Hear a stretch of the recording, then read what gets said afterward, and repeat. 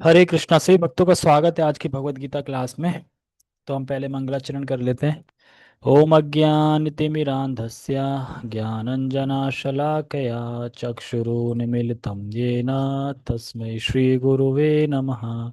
श्रीचैतन्यमनोभीष्टं स्थापितं येन भूतले स्वयं रूपः कदा मह्यं ददाति स्वपदम्। वन्देऽहं श्रीगुरो श्रीयुतापदकमलं श्रीगुरून् वैष्णवांश श्रीरूपं साग्रजातं सहगणरघुनाथामृतं तं सजीवं साधुवेतं सावधूतं परिजनसहितं कृष्णचैतन्यदेवं श्रीराधा कृष्णपादान् सहगणललिता श्रीविशाखान्विशां च।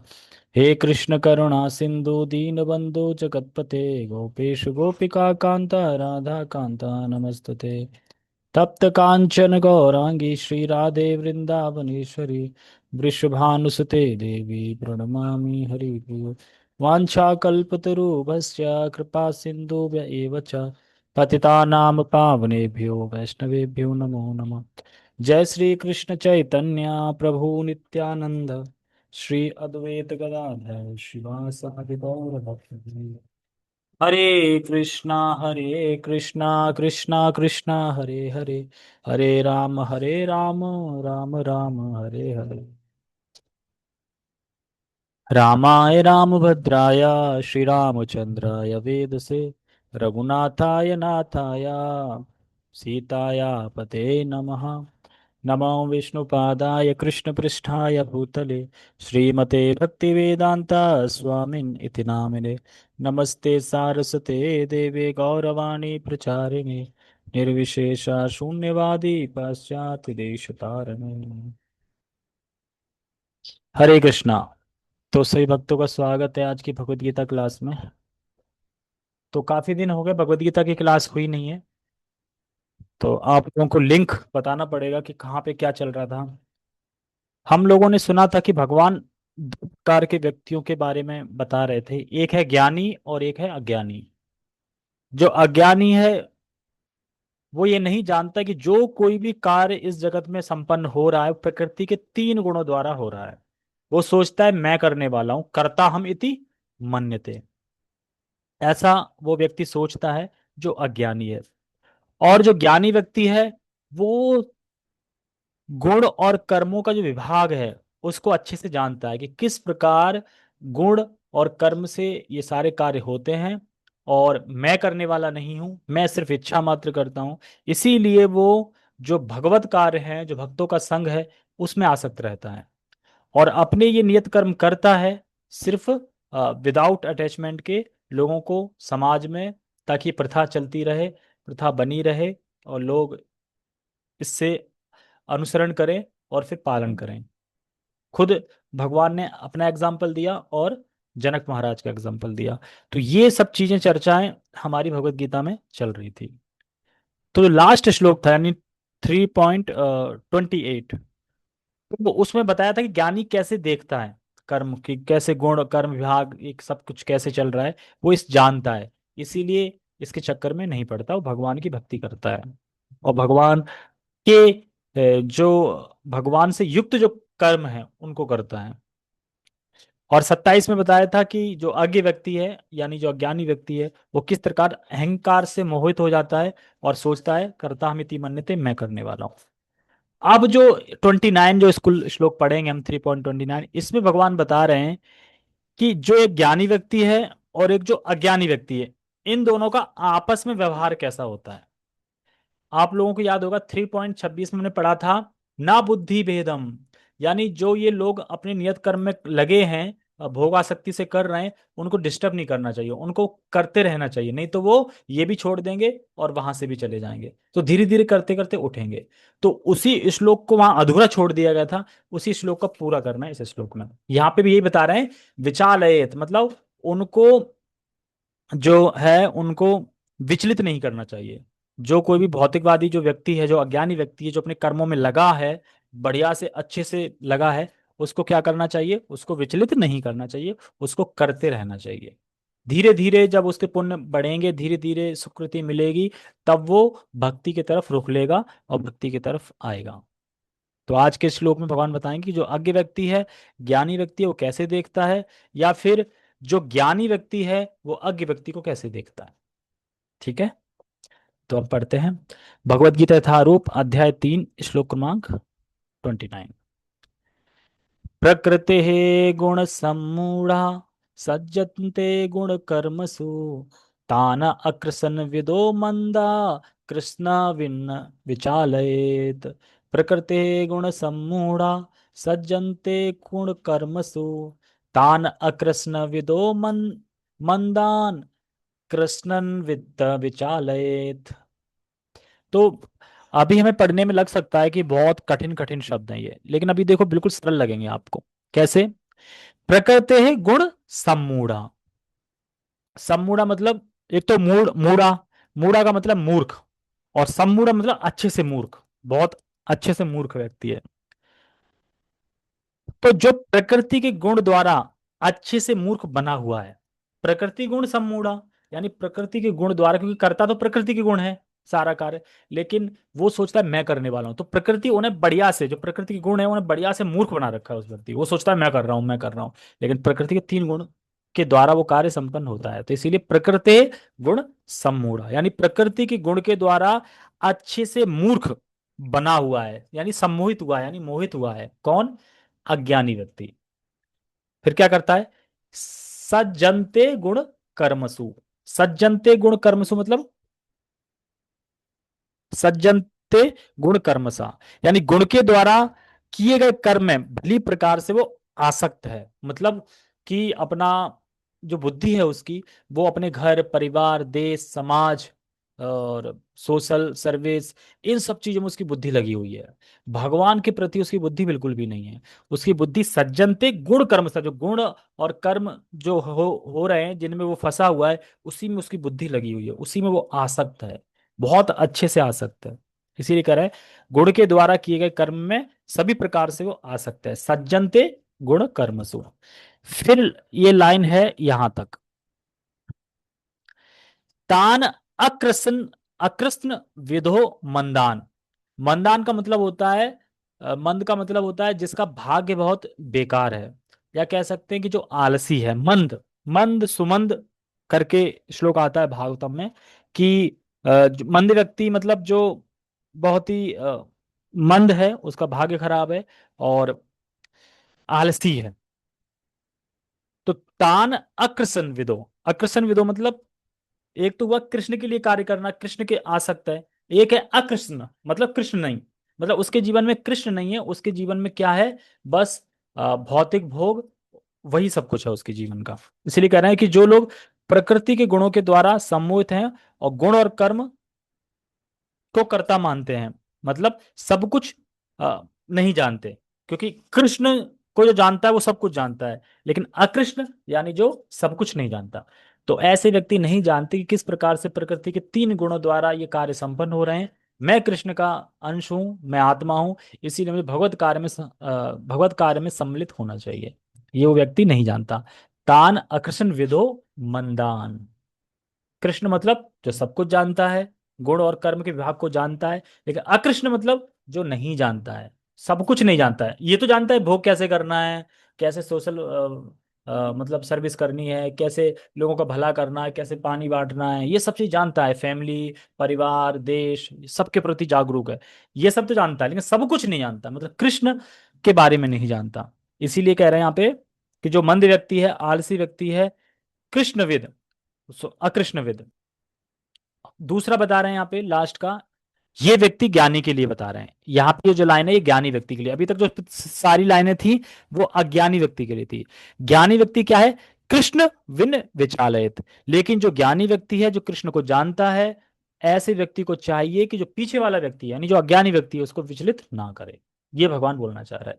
कुल मिला के मोटा मोटा इस श्लोक से ये समझना है कि जो अज्ञानी व्यक्ति है, जो गुण और कर्म में फंसा हुआ है, आसक्त है, जो सब कुछ नहीं जानता है, मंद है, आलसी है, ऐसे व्यक्ति को कृष्णवित, यानी जो कृष्ण को जानता है, जो ज्ञानी व्यक्ति है, उसे चाहिए कि वो उसे विचालयित यानी विचलित ना करे, यानी उसे रहने दे, जो वो कार्य कर रहा है उसे करने दे, और ऐसी इंस्ट्रक्शन दो जिससे वो जो कार्य कर रहा है उसमें बाधा ना आए, और धीरे धीरे वो भक्ति बन जाए। जैसे फॉर एग्जाम्पल, नारद मुनि, सॉरी, प्रहलाद महाराज जब वन की ओर जा रहे थे तो उनकी क्या इच्छा थी? भौतिक इच्छा थी ना कि मुझे राज्य चाहिए, सॉरी, ध्रुव महाराज, yes। ध्रुव महाराज जब वन में जा रहे थे तो उनकी क्या इच्छा थी? कि मुझे ब्रह्मा जी से भी बड़ा राज्य चाहिए, यानी एक कामना लेके जा रहे थे। और जब नारद मुनि आते हैं तो नर्म के, अरे ये तो गलत है, ये तो तुम सकाम कर्म में की तरफ जा रहे हो, भगवान कैसे मिलेंगे? छेड़ा उन्होंने? नहीं छेड़ा ना। उन्होंने बोला कि अरे बच्चे बालक, घर लौट जाओ, ये अभी आपकी उम्र खेलने कूदने की उम्र है, अभी कहाँ तुम वन में भटकोगे, पशु पक्षी ये सब आपको कष्ट देंगे, जाओ लौट जाओ। लेकिन जब उन्होंने देखा कि ध्रुव महाराज तो पक्के डिटरमाइंड है कि नहीं, मुझे भगवान को प्राप्त करना है, मुझे भगवान की तपस्या करनी है, आपको रास्ता बताना है तो बताओ, नहीं तो नहीं। तो फिर नारद मुनि ने डिस्टर्ब नहीं किया, वो जो मनसा लेके आए थे कि मुझे बड़ा राज चाहिए, उस पर डिस्टर्ब नहीं किया, कि बोला ठीक है मैं मंत्र दे रहा हूँ, इसको जाप करो। तो इसी प्रकार से ये जो व्यक्ति है इनको विचलित नहीं करना चाहिए, इनको बस बता दो आप भगवान का नाम लो, बाकी जो कर रहे हैं उसे बोलो, ये मत बोलो कि मत करो। जैसे मान लो कोई व्यक्ति भक्ति में आ रहा है और कहे कि देखो मैं शिव जी को बहुत मानता हूँ, जल चढ़ाता हूँ, आप बोलो नहीं शिव जी जल क्यों चढ़ाते हैं, आपको पता है नहीं चढ़ना चाहिए, भगवान ही सब कुछ है, बंद करो जल चढ़ाना। तो वो जल चढ़ाया ना चढ़ाए, लेकिन वो भक्ति में कभी नहीं आएगा फिर। तो क्या नहीं करना है? विचलित नहीं करना है, मतलब उसे बोलना है, हाँ बहुत अच्छा कर रहे हैं, आप तो पहले से ही भक्त हो, आप तो महान भक्त हो, महान जो भक्त हैं भगवान के, जो श्री राम के महान भक्त है उनके भक्त हो आप, वाह वाह। लेकिन आप ना हरे कृष्ण महामंत्र भी कर सकते हो, एक माला। कहा, अच्छा, हाँ कर सकते हो साथ में। तो वो जो करेगा धीरे धीरे धीरे धीरे शुद्ध होगा, समझ में आएगा, धीरे धीरे शिव जी खुद ही उसको ट्रांसफर कर देंगे कृष्ण की तरफ। तो मोड़ दिया ना। जैसे कि अ, दूसरा एग्जाम्पल आता है, रत्नाकर डाकू। तो जो रत्नाकर डाकू जब मिला और जब नारद मुनि ने पूछा, अरे तुम इतना घोर पाप कर रहे हो, क्या इसका फल का भागीदारी आपकी फैमिली बनेगी जिसके लिए आप कर रहे हो? कह रहे क्यों नहीं बनेगी, मैं उनके लिए कमा रहा हूँ, उनके लिए गलत काम कर रहा हूँ, तो वो भी तो भागीदारी रहेंगे, कि पूछ के आओ। और जब पूछ के आए तो फैमिली ने हाथ खड़ा कर दिया, भाई आपका कर्तव्य है मुझे खिलाना, आप खिला रहे हो, मैं क्यों भागीदारी रहूंगी? तो वाहिस आता है। तो अब ये नहीं बोला कि तुम ये कर रहे हो, सीधा बोला नारद मुनि ने कि आप ऐसा करो, मरा मरा बोलो। ये नहीं बोला कि राम नहीं बोल रहा, छोड़ो आप तो अब नरक में ही जाओगे, राम बोल नहीं पा रहे हो, नहीं, क्या बोला, ठीक है आप जैसा स्थिति में हो करो, मरा मरा बोलो। और जब मरा मरा बोला तो मरा मरा मरा मरा राम राम राम, मरा ही राम हो गया। क्यों? क्योंकि वो बहुत मारता था, ये मरा, वो मरा, ये मरा, तो मरा शब्द निकल जाएगा उसके मुंह से, क्यों? क्यों तो एक्सपर्ट हूं मरा मरा करने में। तो मरा मरा करके उसने राम को प्राप्त कर लिया। तो इसी प्रकार से जो ऐसे व्यक्ति हैं, वो वेदों के अनुसार नियत कर्म कर रहे हैं, वो ये व्यक्ति, शिला प्रभुपाद जी इसमें बताते हैं कि ये व्यक्ति घर, फैमिली, परिवार, समाज, देश, राष्ट्रीय, बस इसी सब कुछ मानते हैं। जहां मैंने जन्म लिया है वो मेरे लिए पूज्य है। मैंने भारत में लिया तो भारत भूमि मेरे लिए पूजनीय है, कृष्ण पूजनीय नहीं है, भारत भूमि पूजनीय है। जैसे कि कलाव बांध दिया, है ना, सिंदूर लगा दिया, चावल लगा दिए, तो यही भक्ति है उनकी, सब कुछ यही है, इससे ऊपर कुछ नहीं है, अब यही सब कुछ है उनका। ऐसे व्यक्ति, लेकिन कहीं ना कहीं मान तो शास्त्र को ही रहे हैं, वेदों में ये प्रथा चली है, कलाव बांधना, ये सब करना, कर्मकांड चले हैं। तो इसीलिए भगवान कह रहे हैं इनको विचलित मत करो, इनको धीरे धीरे बताओ, धीरे धीरे आ जाएंगे, करने दो जो कर रहा है, विचलित मत करो। तो इस तरीके से ज्ञानी व्यक्ति का ज्ञानी व्यक्ति को देखता है, और ज्ञानी व्यक्ति और अज्ञानी व्यक्ति का इस तरह व्यवहार रहता है, वो उसे डिस्टर्ब नहीं करता है, विचलित नहीं करता है। ये इस श्लोक में मेन पॉइंट है जो बता रहे हैं शिला प्रभुपाद जी। ठीक है, अनुवाद पढ़ते हैं। माया के गुणों से मोहग्रस्त होने पर अज्ञानी पुरुष पूर्णतया भौतिक कार्यों में संलग्न रहकर उनमें आसक्त हो जाता है। जैसे मैंने बताया ना, किस में आसक्त हो जाता है? अज्ञानी पूर्णतया भौतिक कार्यों में। और भौतिक कार्यों में क्यों हो जाता है? माया के गुण से। मोहग्रस्त होने पे क्या होगा फिर? आसक्त होता है। और फिर क्या सोचेगा? फिर ये सोचेगा कि मैं इस समाज में रहता हूँ, मेरे कुछ कर्तव्य हैं, समाज के लिए कुछ ड्यूटी है, मैं शरीर हूँ, तो शरीर से जुड़ी हुई वस्तु जितने भी हैं उनके लिए मेरा कर्तव्य है, मेरे घर, मेरी पत्नी, मेरे बच्चे, फैमिली, समाज, जॉब, ऑफिस, है ना, ये सब। तो इन्हीं सब में वो आसक्त रहता है और इन्हीं के लिए कार्य करता है, इससे ऊपर वो सोच नहीं पाता है। इन्हीं को कैसे भी करके मुझे प्रसन्न करना है, इन्हीं के लिए मुझे कार्य करना है। तो यज्ञ भी, पूजा इत्यादि, यज्ञ, ये सब इसका जो लक्ष्य होता है, भगवान लक्ष्य नहीं होते। जो वो कर रहा है, किसी ने कर्मकांड कोई पूजा बता दी या कुछ बता दिया, वही लक्ष्य होता है, इससे ऊपर लक्ष्य नहीं होता। किसी ने बोल दिया देखो आप आप अग्निहोत्र यज्ञ करो तो आपको स्वर्ग की प्राप्ति होगी। तो अब इनके लिए यही लक्ष्य है, अग्निहोत्र यज्ञ करेंगे और स्वर्ग पाना है। अब इससे ऊपर कुछ नहीं। वो नहीं जानते कि भगवान कृष्ण है, भागवतम है, भगवत गीता पढ़नी चाहिए, नहीं। इसके लिए इनके पास टाइम नहीं होता। घंटों घंटों यज्ञ करवाने के लिए टाइम रहता है, सब चीज के लिए टाइम रहता है, लेकिन भगवान के लिए टाइम नहीं रहता है। तो इस तरीके से ये जो लोग हैं, ये जो जो आसक्त हैं भौतिक कार्यों में, ये एक्टिव रहते हैं बहुत ज्यादा। सोशल सर्विस में बहुत एक्टिव रहते हैं। कहाँ कुछ क्या प्रॉब्लम है, अनाथ आश्रय खुलवा दिया, ये सब कर दिया, पुण्य कार्य, ये सब में बहुत एक्टिव रहते हैं। लेकिन भगवान के लिए बोलते हो नहीं, हम तो अच्छे हैं, हम तो बढ़िया हैं, हम कर रहे हैं, हमें जरूरत ही नहीं है भगवान की। तो भगवान के लिए बोलो कि भगवान का यहाँ भागवत कर रहे हैं, आप आइए, तो उसके लिए टाइम नहीं है, सॉरी टाइम नहीं है। क्यों? हमें बहुत सारे काम है ना, सोशल वर्क करना, हमें बहुत सारे काम करना है। तो ऐसे व्यक्ति को विचलित नहीं करना चाहिए, क्योंकि ये इनकी चेतना इतनी मोहग्रस्त हो गई कि उससे ऊपर उठ के सोच नहीं पाते हैं। और अभी भी ऐसे व्यक्ति हैं जो ऊपर नहीं सोच पाते, सोचते हैं यहीं तक है। कुछ तो ऐसे कहते हैं कि देखो, स्वर्ग भी नहीं है, नरक भी नहीं है, जो है वो यही है, यही स्वर्ग है, यही नरक है, मरने के बाद कुछ नहीं। आप इन मूर्खों से ये पूछो कि तो मरने के बाद कुछ नहीं है, तो आप फिर मंगलवार को नॉनवेज क्यों नहीं खा रहे हो?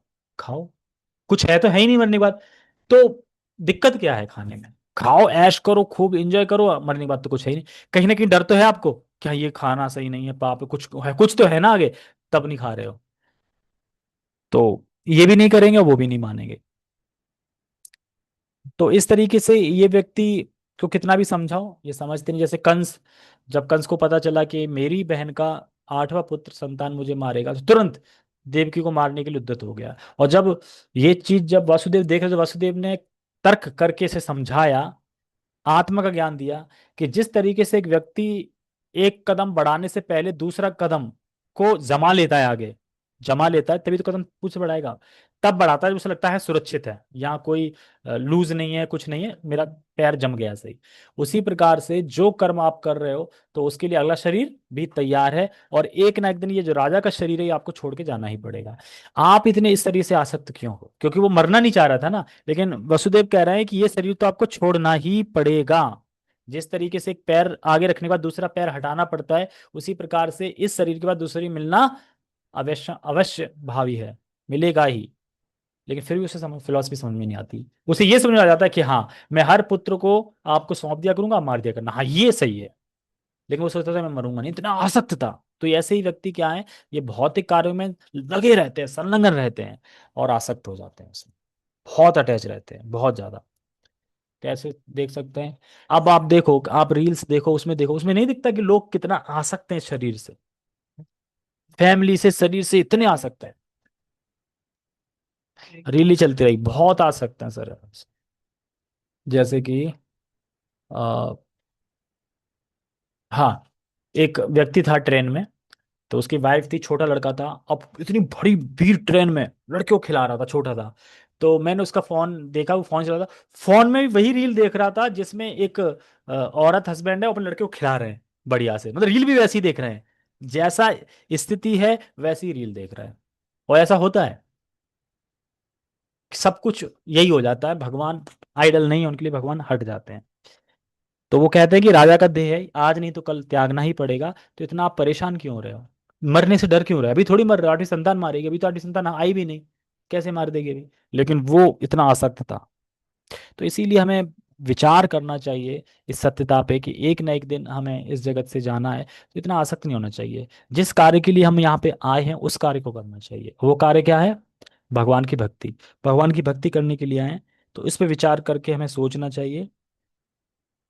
और फिर जो आप ये फंसे हो नौकरी वगैरह में, इत्यादि चीजों में, उसमें आप अनासक्त हो जाओगे, कर्तव्य है इसलिए करोगे। लेकिन अभी तो हम आसक्त होके कर रहे हैं, लगे हैं इसमें। तो इस प्रकार से ये अज्ञानी व्यक्ति मोहग्रस्त रहते हैं। आगे पढ़ते हैं। यद्यपि उनके ये कार्य उनमें ज्ञान भाव के कारण अधम होते हैं, किंतु ज्ञानी को चाहिए कि उन्हें विचलित ना करें। यानी वो जान रहा है कि ये मोहग्रस्त है, इसीलिए उसको विचलित नहीं करना चाहिए। यानी अज्ञानी लोगों को विचलित नहीं करना चाहिए, क्योंकि धीरे धीरे उन्हें प्रोत्साहित करना चाहिए कि आप एक माला करो, आप दो माला करो, आप तीन माला करो।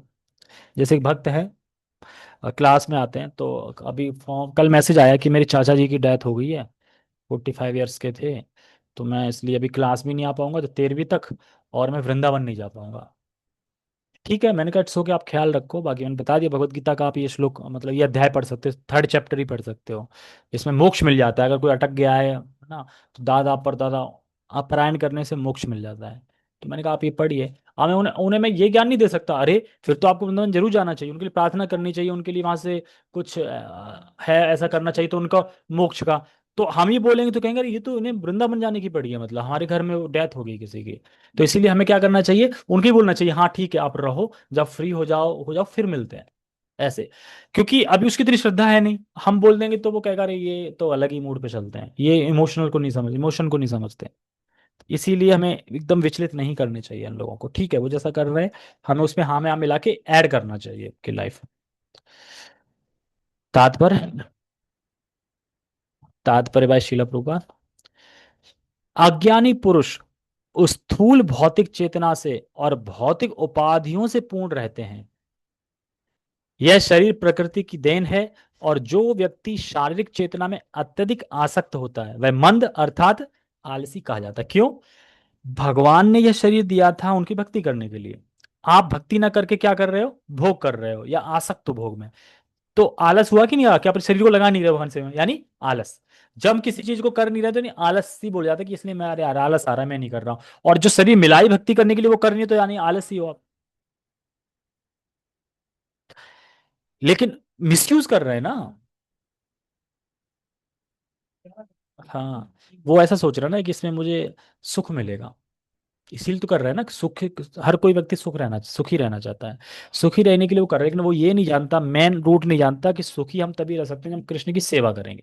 आप कृष्ण की सेवा के बिना आप सुखी नहीं रह सकते। आपको लग सकता है कि अरे सुखी क्यों नहीं रह सकते, हम रील देखते हैं लोग सुखी हैं।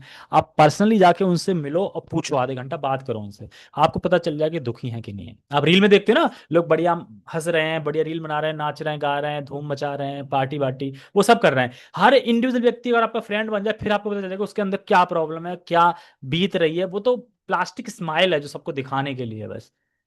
आप एक चीज देखना, जब कोई बोला हरे कृष्णा फोटो खींच रहा है, भले वो कितना सूखा मुंह होगा उसका, वो स्माइल ले आएगा। क्यों?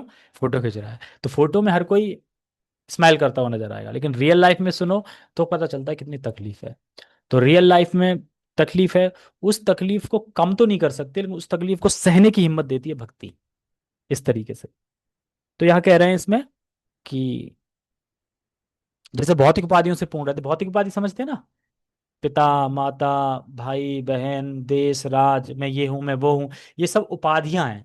तो उन उपाधियों को वो ओढ़े रहता है, ओढ़ के उसमें आसक्त रहता है। जैसे अभी उपाधि ले ली कोई स्त्री की, फिर ले ली किसी पुरुष की, फिर ले ली किसी राजा की, फिर ले ली किसी मंत्री की। तो ये सब चीजें उपाधि हैं, ओढ़ के रखता है। लेकिन है कौन? वो आत्मा है। ये वो समझ नहीं पाता है। उपाधि मतलब देह मानता है अपने आप को, और देह मानेगा तभी तो कुछ मानेगा। देह है मतलब मैं पिता हूं इसका, तो फिर ये मेरा रिश्ते सारे रिश्तेदार आ गए। अब मैं आत्मा हूं, फिर कौन है रिश्तेदार आपका? सिर्फ कृष्ण है, क्योंकि वही पिता है, अहम बीज पिता पिता वही, इसीलिए। यह शरीर प्रकृति की देन है, और जो व्यक्ति शारीरिक चेतना में अत्यधिक आसक्त होता है वह मंद अर्थात आलसी कहा जाता है। क्यों? क्योंकि वह समझ नहीं पा रहा है। क्या नहीं समझ पा रहा है? वह समझ नहीं पा रहा है कि वह कौन है। वह आत्मा है, और उसका एकमात्र कर्तव्य कृष्ण की सेवा करना, वो ये नहीं समझ पा रहा है, इसीलिए उसको आलसी बोला जा रहा है। आलसी का लक्षण ये तो होता है ना कि वो काम ना करे। जैसे आलसी का एक स्टोरी सुनिए ना, एक आलसी व्यक्ति था, रोड पे लेटा था, उसके यहाँ पेट पे या कहाँ छाती पे क्या गिर जाता है कि जामुन या कुछ खाने की चीज। तो लेटा रहता, एक व्यक्ति निकलता है वहां से, उससे बोलता है अरे भाई क्या तुम एक मेरा काम कर सकते हो? तो क्या काम कर सकते हो? ये जो जामुन मेरे यहाँ रखा है इसको क्या मेरे मुंह में डाल सकते हो? कह रहा कैसा व्यक्ति है, खुद डाल ले। नहीं मैं डाल नहीं सकता, मैं आलसी हूँ। इस तरीके से इतना आलसी। तो उसी प्रकार से जब वो जान ही नहीं रहा है कि मैं आत्मा हूँ और भगवान की सेवा कर ही नहीं रहा है, तो वो आलसी है, क्योंकि उसने पूरा जीवन निकाल दिया, भगवान की सेवा नहीं करी, तो इसलिए मंद। इसीलिए इस श्लोक में मंद शब्द आया है। अज्ञानी मनुष्य को शरीर को आत्मस्वरूप मानते हैं, सॉरी, मनुष्य शरीर को ही आत्मस्वरूप मानते मतलब वो शरीर को ही क्या मानते हैं?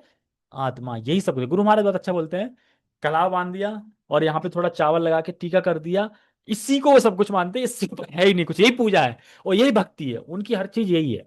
देखा हो ना कि बहुत से ऐसे गांव में जहाँ देवियों की पूजा बस यही है, कोई कोई अपना घर के कुल देवी की पूजा, यही भक्ति है। मन साफ होना चाहिए। लेकिन आज तक नहीं समझ में आया कि वो कौन सा डिटर्जेंट है जिससे मन साफ होता है। पता नहीं वो कौन सा डिटर्जेंट है। हमारा मन तो आज तक साफ नहीं हुआ है उस डिटर्जेंट से। तो इसीलिए कह रहे हैं यहाँ पे कि क्या मानते हैं वो, आत्मस्वरूप मानते हैं वे, अन्यों के साथ शारीरिक संबंध को बंधुत्व मानते हैं, मतलब ये मेरा बंधु, ये मेरा मित्र है। जिस देश में यह शरीर प्राप्त हुआ है उसे वे पूज्य मानते हैं। और वे धार्मिक अनुष्ठानों की औपचारिकताओं को ही अपना लक्ष्य मानते हैं। धार्मिक अनुष्ठान मतलब हर किसी का धार्मिक कुछ अनुष्ठान होता है ना, कोई पेड़ पे बांधता है, कोई कुछ करता है, हमारे यहाँ ये रीति है, हमारे यहाँ ये रिवाज चल रहा है, उसी को वो सब कुछ मानते हैं। क्या लक्ष्य, अपना लक्ष्य उसी को मानते हैं।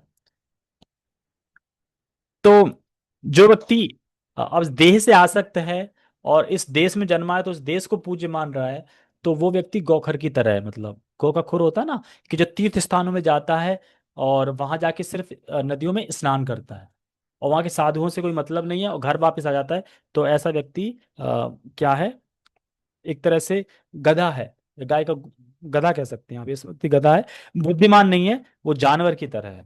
क्योंकि जो मेन लक्ष्य है तीर्थ यात्रों में जाने का, कि आप साधुओं से मिलो, वहां पे जिज्ञासा करो, सुनो, है ना, श्रवण करो, और ये वो नहीं करता और ऐसे ऊपर ऊपर से घूम के आ जाता है।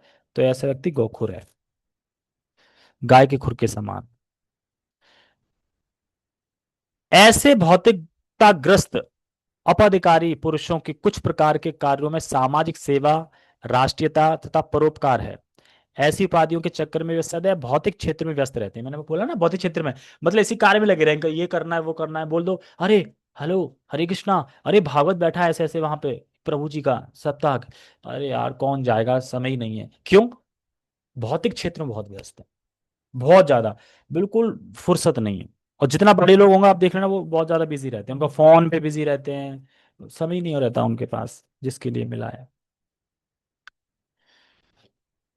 उनके लिए आध्यात्मिक बोध मिथ्या है, समझे, मिथ्या मतलब कि वो कहते हैं यार ये सब तो बकवास है, यही है, और फिर वो उसमें कोई रुचि नहीं लेते। किंतु जो लोग आध्यात्मिक जीवन में जागरूक हैं, यानी जो ज्ञानी है, उन्हें चाहिए कि इस तरह भौतिकता में मग्न व्यक्तियों को विचलित ना करें। मग्न है ना वो बढ़िया से, उन्हें डिस्टर्ब मत करो, ठीक है कर रहे हैं ना, कला मान रहे हैं ना, ये भक्ति है, ठीक है मानो, ठीक है मान रहे हैं ना, ये भक्ति ठीक है। और भी अपने आपके कुल गुरु में जो, मतलब आपके कुल में जो भी पूजा पाठ होता होगा उसको मान रहे हो, ठीक है मानो, धीरे धीरे समझेंगे वो। उनको विचलित कर देंगे तो वो उसी तरीके से है कि किसी का डेथ हो गई, आपने बोल दी, फिलॉसफी दे दी, वो फिर कॉल ही नहीं करेगा, ब्लॉक मारेगा सीधा, अरे ब्लॉक मारो ये, इस तरीके से। आप जब उनकी केयर करोगे, फीलिंग से समझोगे, तब वो आपसे कनेक्ट होंगे। और जब आपसे एक बार कनेक्ट हो गए ना, तो वो प्रभुपाद से भी कनेक्ट हो जाएंगे, क्योंकि अभी प्रभुपाद को जानते नहीं, फिलॉसफी जानते नहीं, वो आपको जानते हैं, आपके लिए आ रहे हैं अभी। आप बढ़िया से इन्हें खिला देते हैं, बात कर रहे हैं, आपसे आना है। जब वो फिर आपसे कनेक्ट हो जाएंगे तो फिर आप बोलेंगे प्रभु जी थोड़ा ये सेवा कर दो, वो कर दो, करने लगेंगे, और धीरे धीरे जानने लगेंगे, और धीरे धीरे फिर बढ़ेंगे भक्ति में। अच्छा, तो यही होगा कि वे शांत भाव से अपने आध्यात्मिक कार्यों को करें। ऐसे मोहग्रस्त व्यक्ति अहिंसा जैसे जीवन के मूलभूत नैतिक सिद्धांत तथा इसी प्रकार के परोपकारी कार्यों में लगे रहे हो सकते हैं। यानी वो कम से कम फल का त्याग तो कर रहे हैं, कुछ तो मेहनत कर रहे हैं ना, कुछ तो पूजा पाठ कुछ ना कुछ कर रहे हैं, तो ये ठीक है। जो नहीं कर रहा है उससे तो कई गुना ठीक है वो। जो लोग अज्ञानी हैं वे कृष्ण भावनामृत के कार्यों को समझ नहीं पाते। अतः भगवान कृष्ण हमें उपदेश देते हैं कि ऐसे लोगों को विचलित ना किया जाए और व्यर्थ ही मूल्यवान समय नष्ट न किया जाए। अब आप उनको विचलित करने में लगे रहोगे तो आपने समय नष्ट किया कि नहीं किया, क्योंकि वो भक्ति में भी नहीं आएंगे और उससे भी चले जाएंगे, यानी वो और नीचे चले जाएंगे। तो आपने क्या किया फिर? अपना समय नष्ट किया, मतलब अपना समय उसमें दो ना कि जो भक्ति में बढ़े, आप उसको और नीचे गिरा दिया। अब उसको भक्त बनाने में काफी समय लगेगा। तो यानी अपना समय नष्ट मत करो, उसमें विचलित ना करो, हाँ में हाँ मिलाओ और कुछ ऐड कर दो। किंतु भगवत भक्त भावना से भी, सॉरी, भगवत भक्त भगवान से भी अधिक दयालु होते हैं, क्योंकि वे भगवान के अभिप्राय को समझते हैं। आप समझ गए, भगवान ने तो बोल दिया विचलित मत करो, ये भक्त कह रहे हैं अच्छा हम कैसे विचलित ना करें, हम तो करेंगे, हम तो जाएंगे, इसलिए रोड पे पहुंच जाते हैं, रजिस्ट्रेशन करने लगते हैं, रोड पे पहुंच जाते हैं, भगवत गीता बांधने लगते हैं। मतलब कि जो भक्त होता है भगवान से भी दयालु होता है। क्यों? क्योंकि भगवान तो कहते हैं कि जो मुझसे द्वेष करता है उसको कृष्ण भावनात्मक का उपदेश मत करो, या जो द्वेषी है उसको भक्ति बारे में मत बताओ, लेकिन हम तो सबको बताते हैं, यानी हम रिस्क लेके सबको बताते हैं। तो भगवान कहते हैं कि भक्त तो और दयालु हैं। इसीलिए भगवान भक्त के वश में आ जाते हैं। फलतः वे सभी प्रकार के संकट झेलते हैं, झेलते हैं कि नहीं, कोई गाली दे रहा है, कोई गलौज कर रहा है, कोई थप्पड़ मार के चला गया, कोई है भगवान से आ गए गीता माने बिजनेस कर रहे हो, बहुत सारी सुननी पड़ती है। तो इसीलिए वो संकट झेलते हैं। यहां तक कि वे इन अज्ञानी पुरुषों के पास जा जाकर उन्हें कृष्ण भावनामृत के कार्य में प्रवृत्त करने का प्रयास करते हैं। जाते हैं ना, हम रोड पे खड़े होते हैं, घर घर में भी जाते हैं कि आप आइए, प्रोग्राम में आइए, जो मानव के लिए आवश्यक है। तो जो मानव के लिए आवश्यक है वही कार्य भक्त करते हैं, तो भक्त और ज्यादा दयालु होते हैं इस प्रकार से। तो आज हमने सीखा कि जो मोहग्रस्त लोग हैं, जो सब कुछ नहीं जानते, इतना जानते हैं कि भौतिक कार्य में कैसे कार्य किया जाना है संसार में, सब कुछ नहीं जानते, कृष्ण को नहीं जानते, ऐसे व्यक्तियों को, जो ज्ञानी व्यक्ति है, उसे चाहिए कि वो विचलित ना करे, उसे अपने कार्य में करने दिए। हाँ, हर कोई मानता है ना, वही है ना, तो इसीलिए विचलित नहीं करना चाहिए, ऐड करना चाहिए। भगवान खुद ही फिर उसे अपनी ओर मोड़ लेंगे। यस, ठीक है। हरे कृष्णा। किसी का कोई प्रश्न तो नहीं है? ओके। जगत गुरु शिला प्रभुपाद की जय, श्रीमद् भगवद गीता की जय, निताय निताय गौर प्रेमानंदे, हरि हरि बोल।